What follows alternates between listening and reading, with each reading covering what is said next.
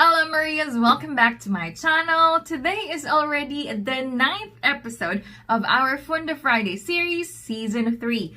And if you are new to my channel, Funda Friday series is where I normally select a specific brand of foundation, may it be local, drugstore, or high-end, and share with you my full thoughts, review, demo, and an 8-hour wear test. For today's episode, we will be reviewing another local brand.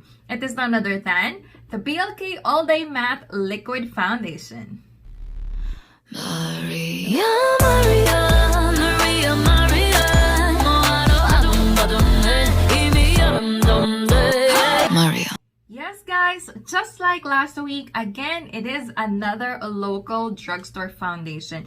And it is the BLK Cosmetics All Day Matte Liquid Foundation Uncomplicated Beauty.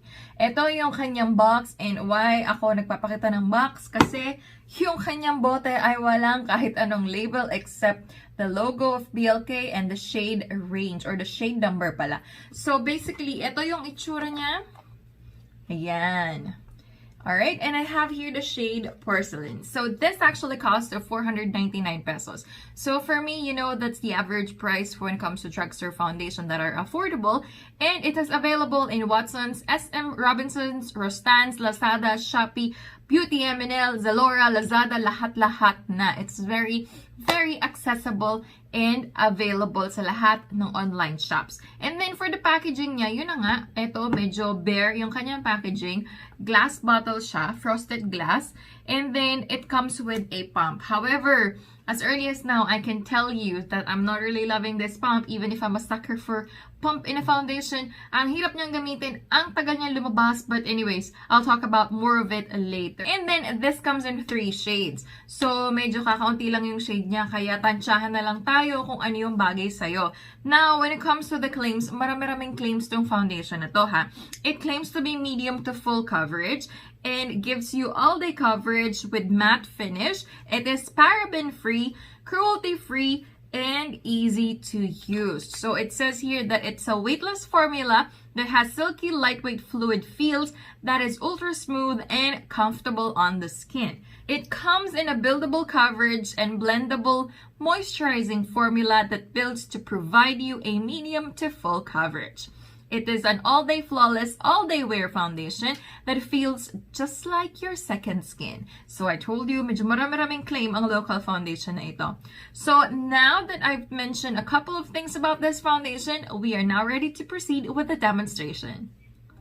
Alright guys, so let's proceed with the application. So while I'm opening the bottle or the box of the featured foundation today, which is BLK Cosmetics All Day Matte Liquid Foundation. If you are new to my channel, whenever I do Funda Friday series and review foundation, I normally apply primer on one side of my face, use a brush to apply it, and also do a mild baking, while on the other side I normally do how I apply foundation on a regular basis, which is no primer and apply it with a sponge and then just dusting of powder. So this is the shade I got, which is Porcelain. I hope that I got the perfect match. It looks yellow on the camera, but in person it's more of a pink undertone. So let's just shake that. So let's start with this side. We will apply professional primer on the areas that needs it the most, just where I have enlarged pores, right here, here, and here, and also on the nose. For better result, I apply it on my entire nose. Oops. And then we will proceed with the application. So I'll be using a brush on this side. However, I will apply it first with this concealer brush para mas hindi sayang. So because it's pretty new, it takes a lot of pump. My goodness, 10 years. What is wrong? Nangalay na lang yung daliri ko, wala pa din. Oh my! Anong nangyari, BLK? Workout ba ito? Ayun, finally. Oops. So I'll just give this as a swatch Oh, liquidy siya. Ang bilis niya na spread. Medyo matte siya kasi nararamdaman ko parang powdery. So, let's now start the application. Wow, antigas. Shake ulit. Ayun. One pump. Apply using this on the area na nag-primer tayo. Medyo pink to, so I think it's gonna match because I'm now neutral to pink undertone. Alright. Okay, this will be the brush we will be using. And then, blend. Madali siyang i-blend and to be honest, hindi masyadong nagsastreak. I mean, hindi masyadong lumalabas yung streak ng foundation brush. So it has something to do with the consistency. Kunin ko lang yan at the back. And then, second layer tayo.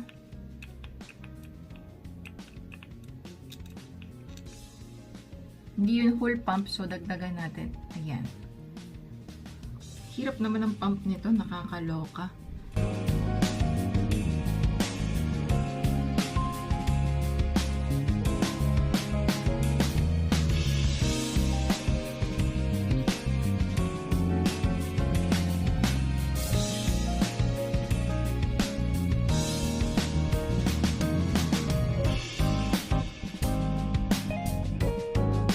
So I think I have the right shade. This is the before and after.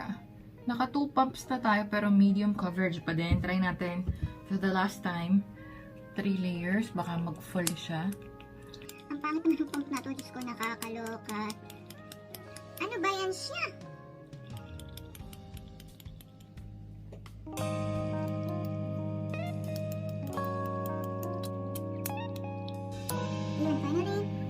Medyo mas marami to ng konti pero wag na lang nating ubusin.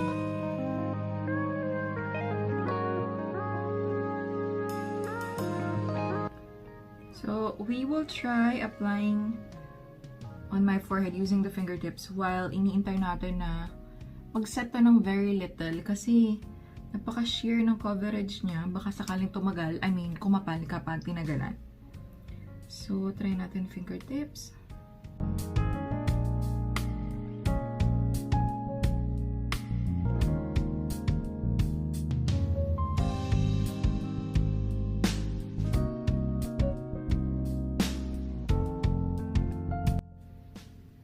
Okay naman siya ng fingertips, however, medyo liquidy siya, so medyo matagal-tagal mo nga lang siyang i-blend hanggang sa ma-absorb siya properly. And then it dries into a matte, velvet matte finish. Ayan. So, tuloy na natin with a brush. So, this is 3 layers of foundation on my face already. And hindi talaga tayo umabot sa full coverage. Medium lang talaga siya. So, sheer to medium foundation. Alright, so other side naman tayo. Ito yung ating gagamiting sponge. And may konti na dito, so dagdagan na lang natin ang isa.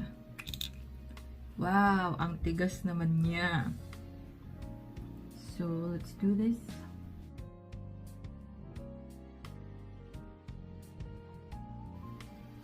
Kita niyo meron akong mga pimple marks. I mean, pimple. So, makikita natin kung hanggang gaano yung coverage niya. Right.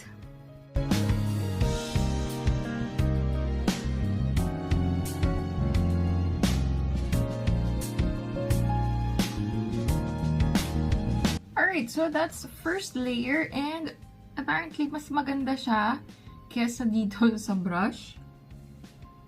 So, mas maganda siyang i-apply ng sponge kesa sa brush.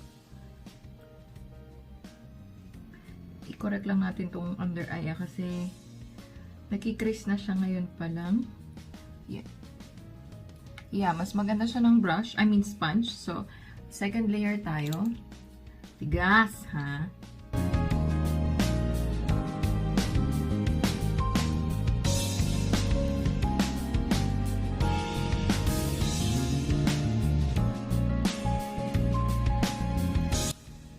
To be honest, 2 layers, 3 layers, mas maganda pa si 2 layers kesa dito sa 3 layers ng brush.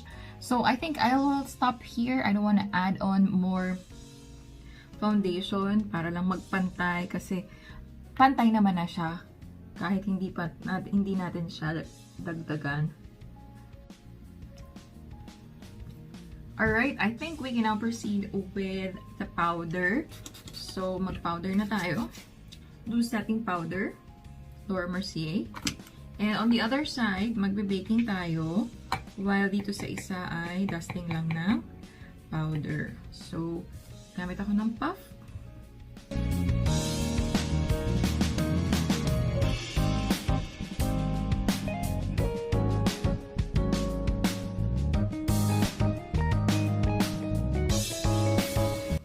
And on the other side, powder brush lang yung gagamitin natin.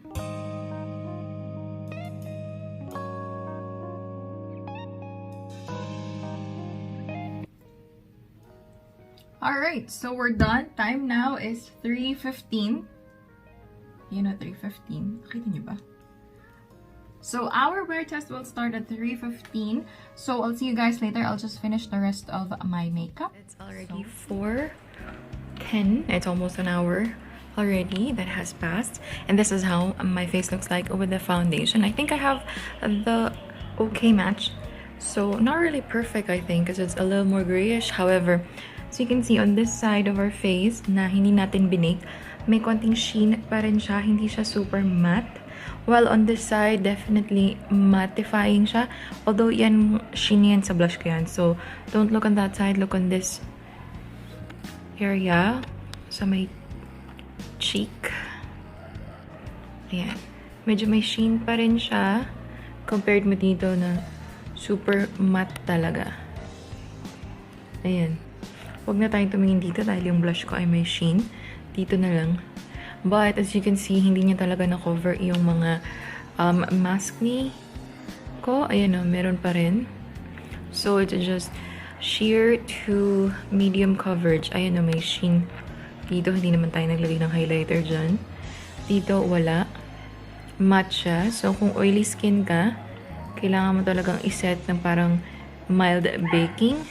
Pero sa pores, parang walang naging difference yung nilagyan ng primer sa hindi. But, ang early pa, para pakita sa inyo na hindi siya maganda sa nose ko kahit nag-primer tayo. Parang hindi maganda yung lapat niya. So, as early as now, makikita nyo na medyo nagsettle siya sa pores ng nose ko kahit na nag-primer tayo dyan. And dito sa forehead, hindi rin nagkaroon ng difference yung may primer and wala. So, ayun lang. This is how it looks like on natural lighting. It's actually been an hour now.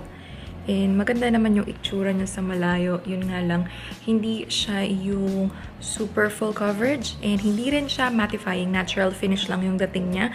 Powder matte lang yung dating niya. Hindi super mattifying. So, that's it. This is how it looks like in natural lighting and after an hour. So, I'll see you guys later.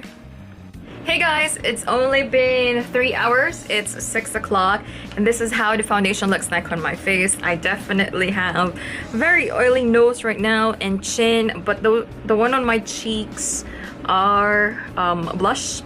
But I just want to share with you that this foundation is really good looking in camera. Even with flash photography, wala siyang flashback. And on top of that, mukha akong filtered. As in, I'll insert a photo definitely later sa ating review or final review. But that's it. I just want to let you know that 3 hours pa lang ay medyo oily na ang ating nose.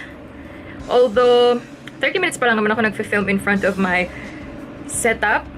Ayan. Medyo hindi niya kakayanin ng super oily. Ayan, pati sa chin ko, 3 hours pa lang, ayan yung shine. Pero it really looks amazing in camera. Again, pasensya na sa aircon kasi kailangan nating palamigin ng room bago tayo mag-intro. Alright, I'll see you guys later. Hey guys, it's already 8 o'clock and this is how my face looks like with the foundation on for 5 hours. And as you can see, super oily na ng aking nose. Ayan, close up natin. And the foundation is starting to break out. Break up. Kasi, ayan no, bubuo-buo na siya. And some of it are actually getting removed. Yung umaangat na siya sa face ko. So for sure, kapag nag-blot tayo, ay sasama yung foundation yan. So let's try and blot those oil and see if magta-transfer yung foundation sa blotting paper or sa tissue. So wait lang. Manual zoom out. Alright. This is the tissue. Try natin i-blot. Yes, nag-transfer yung foundation dun sa tissue after nating i-blot. Although, after mo mag-blot, meron pa rin namang foundation matitira. Yun nga lang, tignan nyo yung texture nung tissue. Nag-transfer siya sa face ko. Ayan na, parang batik-batik.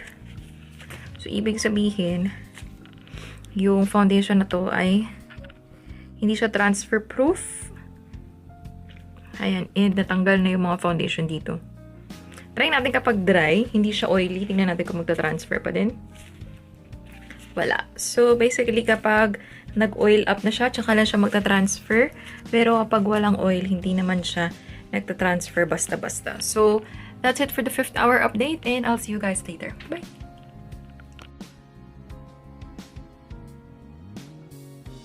Yan yung itsura niya after nating mag-blot. Just wanna show you.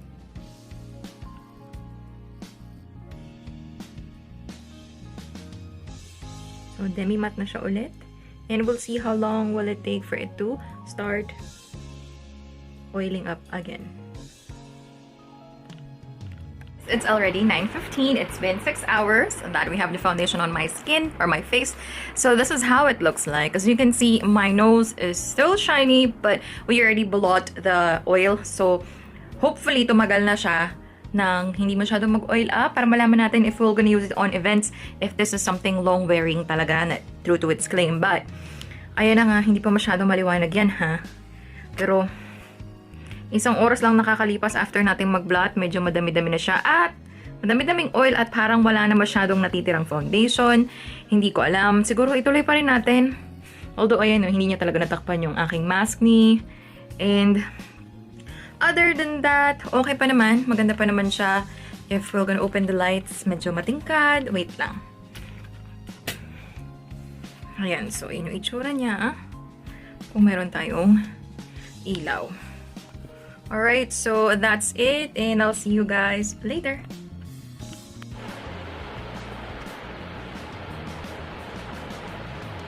Again, it's still 9:15. And we're just doing a close-up look.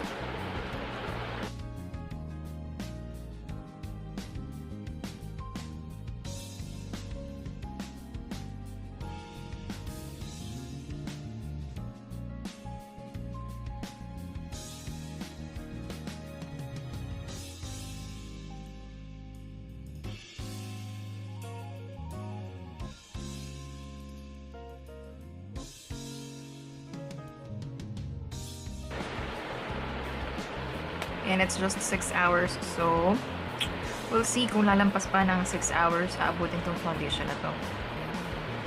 Hey guys, this is how my face looks like after 8 hours. It's already 11:20, and yes, I am shining bright like a diamond with all the oiliness on my face. It is super oily as of the moment. Like, pwede na magprito ng itlog sa aking mukha. Ayan, the one on my the sheen on my cheeks are also oil now.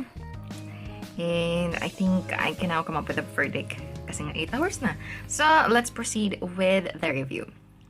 Alright guys, so it has now been 8 hours that we have the foundation on my face, and as you can see, I am so oily and greasy as of the moment. So we will start blotting. We will start blotting while we go through my verdict with this foundation. So after 8 hours, ayan, nagtatransfer na yung foundation kasi nga may oil na. Pero after mo mag-blot, medyo okay lang. Hindi masyado kasi halos maraming foundation yung sumasama. Ayan, oh.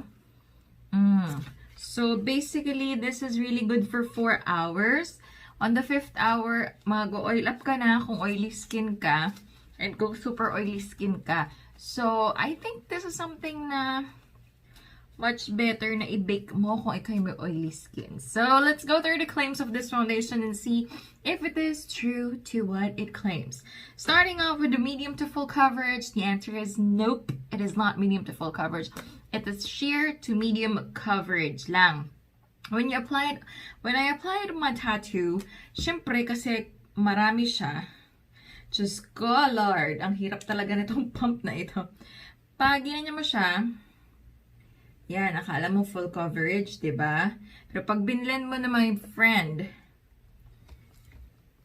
hindi na siya ganun ka full coverage. Hindi ko yun, sinwipe ha, pinounce ko lang yung brush. I mean, yung blender. So, it's really not full coverage and it's never gonna be full coverage no matter how much layer ilagay mo sa mukha mo. Hanggang high, medium lang talaga yung coverage niya. So, for that, it's not true to its claim.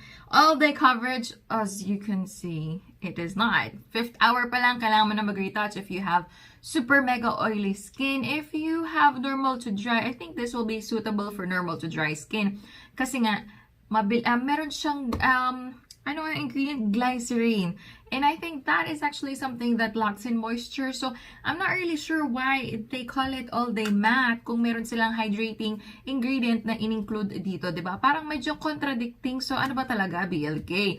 Now, for the matte finish, it is not super matte, but it is like powder matte, satin matte yung dating niya na pag hindi mo sinet ng powder, meron pa ring sheen na magaganap para ka pa ring skin finish, which leads me to the next claim that says second skin. Yes, it is really second skin kasi nga kahit medyo mattifying siya ng konti sa simula, medyo glowing naman siya. So para ka lang talagang naglagay ng tinted moisturizer. Kaya nga, I don't know how it claims to be matte all day in full coverage kung parang skin lang siya. Diba? Napaka-contradicting niya. Anyways, moving on to weightless formula that is silky, lightweight, fluid, feels ultra smooth, and comfortable on the skin. Well, that is true. It's comfortable, it's lightweight, it's definitely silky. Yun, silky yung dating niya sa skin. Hindi siya super powdery matte. Silky matte yung dating niya. And then, buildable coverage that is blendable, moisturizing, and builds to provide medium to full coverage.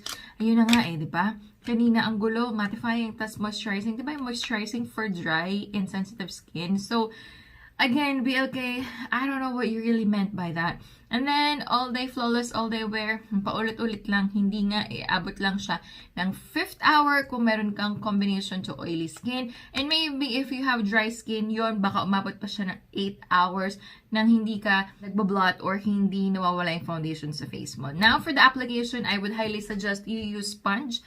Apply it either with your fingertips or a foundation applicator, pero finish it with a sponge.